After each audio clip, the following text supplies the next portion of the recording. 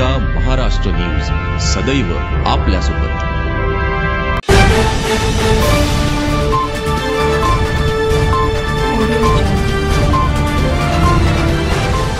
नमस्कार, मी लीनल गावडे। गर्जा महाराष्ट्र न्यूज मध्ये तुम्हा सगळ्यांचं स्वागत। बातमीपत्राच्या सुरुवातीला बघूयात आजच्या ठळक घडामोडी।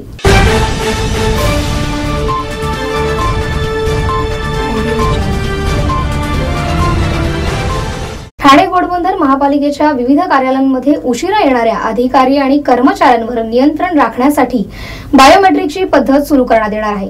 येत्या 1 ऑगस्ट पासून सलग 3दा उशिरा येणाऱ्या कर्मचाऱ्यांना 1 दिवसाच्या किरकोळ कपातीचा फटका सहन करावा लागणार।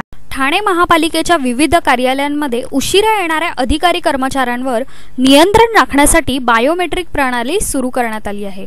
यानुसार आता 1 ऑगस्ट पासून 3 दिवस उशिरा येणाऱ्यांना 1 दिवसाच्या किरकोळ रजा कपातीचा फटका सहन करावा लागणार आहे। मात्र आदेशच 1 ऑगस्ट रोजी कार्यालयांना प्राप्त झाल्यामुळे आदेशाची अंमलबजावणी करण्यात अडचण निर्माण झाली आहे। या बायोमेट्रिक हजेरी मशीनमध्ये उशिरा येणाऱ्यांची नोंद झाली तरी कार्यालयातील मस्टर योग्य वेळी नोंदवली जाणार आहे।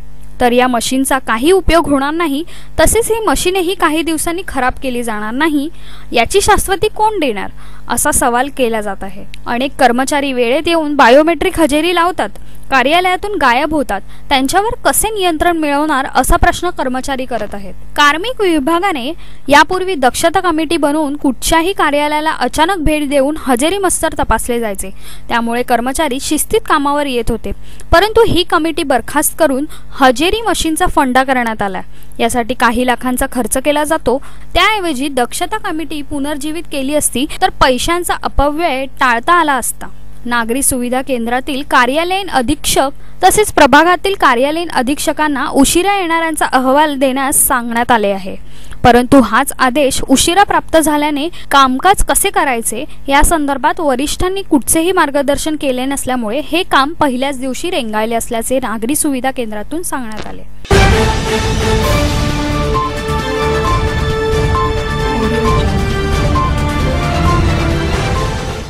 इको फ्रेंडली गणपतींच्या मूर्त्यांबाबत अधिकाधिक जनजागृती व्हावी याचा नेहमीच प्रयत्न असतो। या धर्तीवरच महाराष्ट्र प्रदूषण नियंत्रण मंडळाने यंदा संकेतस्थळावरतीच वितरकांची यादी जाहीर केली आहे। त्यामुळे आता बाप्पा फक्त एकाच क्लिकवर तुम्हाला मिळणार आहे। इको फ्रेंडली गणेश मूर्तींबद्दल अधिकाधिक जनजागृती व्हावी याकरता विविध स्तरांवर प्रयत्न सुरूच असतात।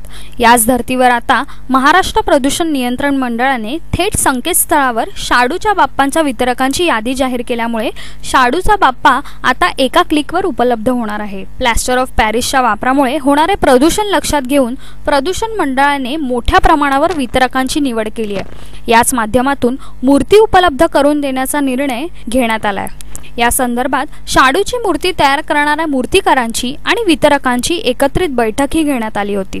महाराष्ट्र राज्य प्रदूषण मंडळाच्या www.mpcb.government.in या संकेतस्थळावर 67 वितरकांची यादी मंडळाने जाहीर केली आहे। मागील वर्षी गणेशोत्सवाच्या काही दिवसांपूर्वी लोकांनी मागणी करूनही अनेक ठिकाणी शाडूच्या मूर्ती पोहोचू शकल्या नाहीत।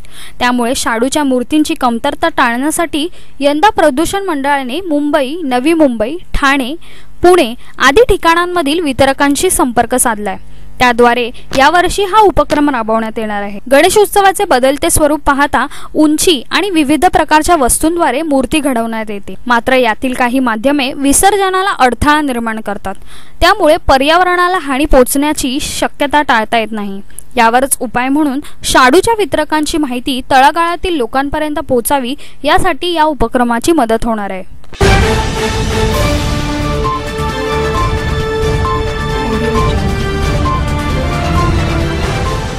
गेल्या 8 दिवसात पालघर जिल्ह्याला पावसाने झोडपलंय, त्यामुळेच येथील आदिवासींचं भात शेतीचं मोठ्या प्रमाणात नुकसान झालंय। हे नुकसान जरी नैसर्गिक असलं तरी जामशेद या गावात एका माजी सैनिकानं नाल्यात अनधिकृत भरणी केल्यामुळे हे नुकसान होतंय, अशी माहिती आमचे प्रतिनिधी तेजस पाटील यांनी दिली आहे। बघूयात त्याचाच एक सविस्तर रिपोर्ट। गेल्या 8 दिवसापासून पालघर या जिल्ह्याला पावसाने झोडपलंय। जिल्ह्यातील मोठ्या प्रमाणावर भात शेतीचं नुकसान झालंय।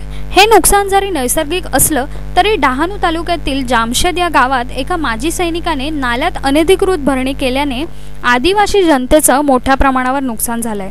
जामशेद गावात माजी सैनिक अरुण पाटील यांना निवृत्तीनंतर शासनाने 3 एकर जागा बक्षीसपात्र म्हणून दिली होती।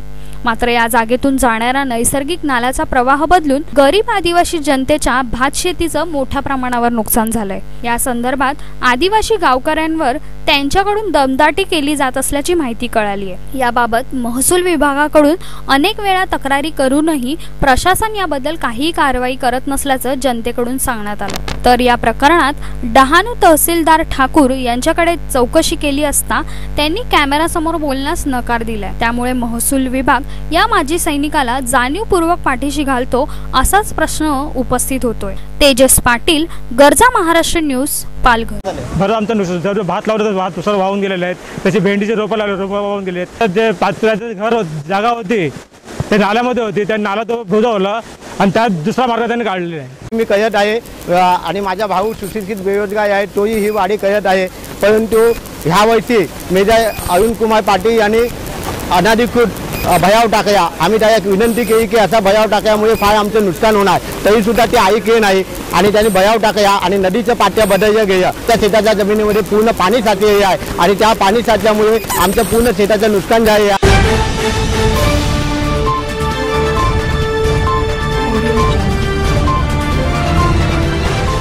जळगाव जिल्हा मेडिसिन डीलर्स असोसिएशन या संघटनेतील आर्थिक गैरव्यवहारांची चौकशी व्हावी या मागणीसाठी जळगाव जिल्हाधिकारी कार्यालयासमोर भाजपा केमिस्ट महासंघ आणि एकता केमिस्ट परिवारातर्फे लाक्षणिक उपोषण करण्यात आला। याची माहिती दिली आमचे प्रतिनिधी संदीप जाधव। जळगाव जिल्हा मेडिसिन डीलर्स असोसिएशन या संघटनेतील आर्थिक अनियमितता, नियमबाह्य कामे आणि देणग्यांच्या माध्यमातून गोळा केलेला पैसा या संदर्भातील माहिती उपोषणकर्त्या संघटनेकडून मागवली होती। मात्र संघटनेतील पदाधिकारी कागदपत्र न देता केमिस्ट संघटनेच्या मागण्यांकडे दुर्लक्ष करीत आहेत। सत्ताधाऱ्यांनी सभासदांवर दडपण आणून मतं मिळवली आणि संघटनेच्या अध्यक्षांनी संस्थेचा पैसा दुसऱ्या ट्रस्टमध्ये जमा केला आहे असा आरोप देखील यावेळी केमिस्ट महासंघाकडून करण्यात आला। संदीप जाधव, गरजा महाराष्ट्र न्यूज, जळगाव।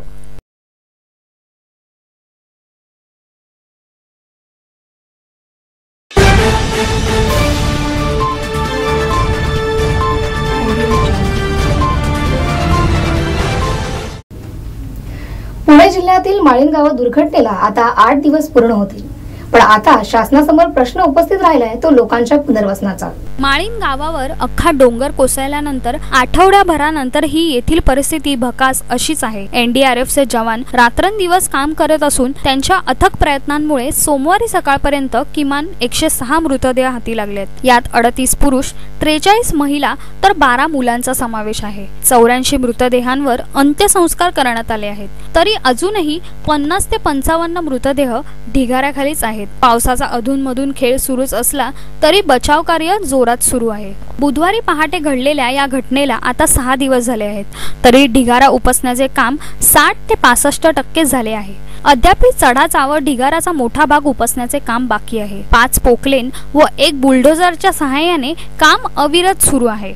प्रशासन याबाबत समाधानी असले तरी त्याच्या पुढे आणखी डोकेदुखी वाढली आहे। या गावातील जिवंत लोकांचे पुनर्वसन कोठे व कसे करायचे हा प्रश्न प्रशासनाला पडला आहे। सततच्या पावसामुळे परिसरात घाणीचे व चिखलाचे साम्राज्य झाले आहे। परिसरात दुर्गंधी पसरली आहे, त्यामुळे रोगराई व आजारपण गावकऱ्यांच्या मागे लागू शकते। तसेच तेथे जवानही अहोरात्र झटत आहेत। या सर्वांना संसर्गजन्य रोगाची लागण होऊ नये म्हणून टीटीचे इंजेक्शन व इतर औषधे देण्यात येत आहेत।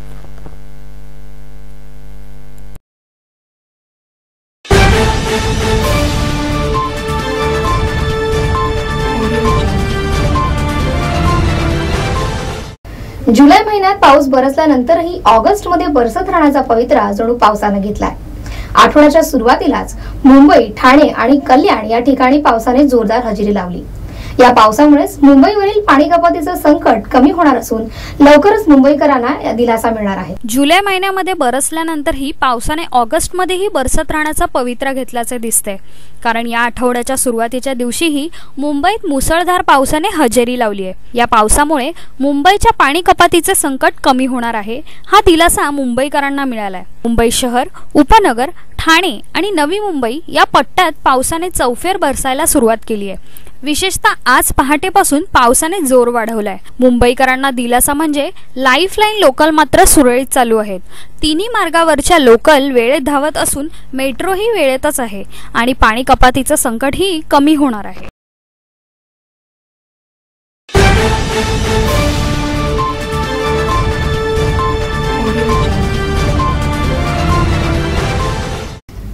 नेपाळच्या पहिल्याच दिवशी भारताचे पंतप्रधान नरेंद्र मोदी आणि नेपाळचे पंतप्रधान सुशील कोइराला यांनी द्विपक्षीय संबंध दृढ करण्याच्या दृष्टीने महत्त्वपूर्ण चर्चा केली. एवढंच नाही तर उभय नेत्यांच्या साक्षीने 3 महत्त्वाचे करारही करण्यात आले. नेपाळच्या पहिल्याच भेटीत भारताचे पंतप्रधान नरेंद्र मोदी यांनी नेपाळचे पंतप्रधान सुशील कोइराला यांच्याशी व्यापार, गुंतवणूक, जलविद्युत आणि कृषी क्षेत्र यासारख्या महत्त्वपूर्ण क्षेत्रात द्विपक्षीय संबंध दृढ करण्याच्या दृष्टीने चर्चा केली. एवढेच नाही तर उभय नेत्यांच्या साक्षीने 3 महत्त्वपूर्ण करारही करण्यात आले. दोन्ही नेत्यात पंचतारांकित हॉटेलात झालेल्या तासभराच्या बैठकीत विविध मुद्द्यांवर चर्चा झाली. नेपाळला आयोडीनयुक्त मिठाचा पुरवठा करण्यासाठी 6.90 कोटी नेपाळी रुपयांचे अनुदान देण्यासंबंधीच्या कराराचा यात समावेश आहे. तत्पूर्वी 2 दिवसांच्या नेपाळ भेटीवर आलेले भारताचे पंतप्रधान नरेंद्र मोदी यांचे स्वागत करण्यात आले. त्रिभुवन आंतरराष्ट्रीय विमानतळावर त्यांच्या स्वागतासाठी नेपाळचे पंतप्रधान सुशील कोइराला राजशिष्टाचाराला तिलांजली देत जातीने हजर राहिले.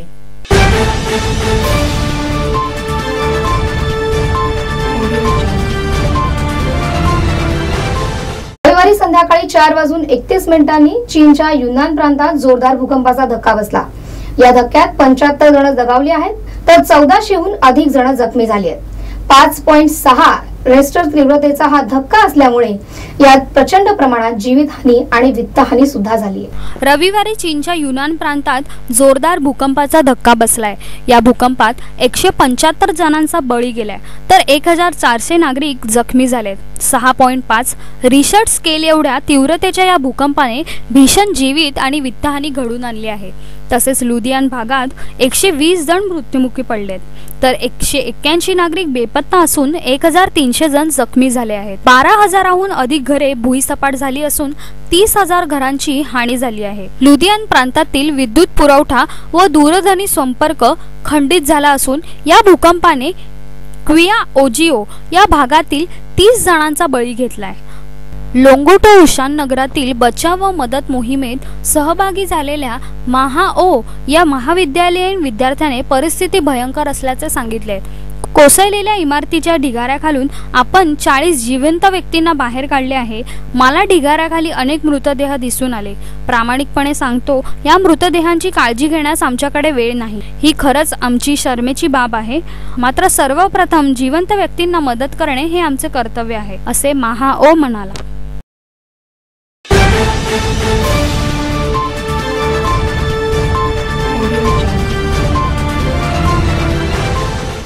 राष्ट्रकुल स्पर्धेत रविवारी झालेल्या बॅडमिंटन स्पर्धेत कश्यपला सुवर्ण पदक मिळाले तर महिला दुहेरीमध्ये ज्वाला गुट्टा आणि अश्विनी पोनप्पा या जोडीला रौप्य पदकावर समाधान मानावे लागले. भारताच्या बॅडमिंटन स्पर्धेत कश्यपने पहिले सुवर्ण पदक मिळवून दिले.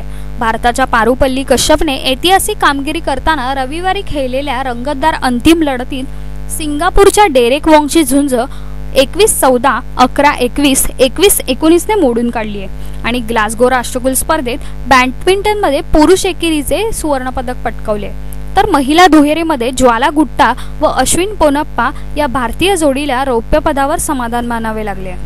पहिला गेम सहज जिंकणाऱ्या कश्यपने दुसरा गेम गमावला. निर्णायक गेम मध्ये कश्यपने चमकदार कामगिरी करीत ऐतिहासिक विजय मिळवला. भारताला 4 वर्षापूर्वी दिल्ली राष्ट्रकुल स्पर्धेत सायना नेहवालने महिला एकेरीत सुवर्ण पदकाचा मान मिळवून दिला होता. यावेळी कश्यपने पुरुष एकेरीत सुवर्ण पदक पटकावले. याआधी या स्पर्धेत महिला एकेरीत PV सिंधूने तर पुरुष एकेरीत RMV गुरुसाई दत्त यांनी कांस्य पदक पटवण्याची कामगिरी केली आहे. या अंतिम लढतीत निर्णायक गेम मध्ये एक वेळ उभय खेळाडू 19-19 ने बरोबरीत होते. वोंगोने परतीचा फटका कोर्टाच्या बाहेर मारल्यामुळे कश्यपला 20-19ची आघाडी मिळाली. त्यानंतर कश्यपने जोरकस फटक्यावर गुण वसूल करून विजयावर शिक्कामोर्तब केले. विजेतेपदाचा आनंद साजरा करताना कश्यपने आनंदाने टी शर्ट काढून हवेत उंचावला. भारतीय तंबूत आनंद ओसंडून वाहत असल्याचे चित्र दिसत होते. राष्ट्रीय प्रशिक्षक पुलेला गोपीचंद यांनी कश्यपला आलिंगन दिले. त्याचप्रमाणे सामन्यादरम्यान उत्साह वाढवणाऱ्या प्रेक्षकांना कश्यपने सामन्यानंतर आपली रॅकेट देखील भेट केली आहे.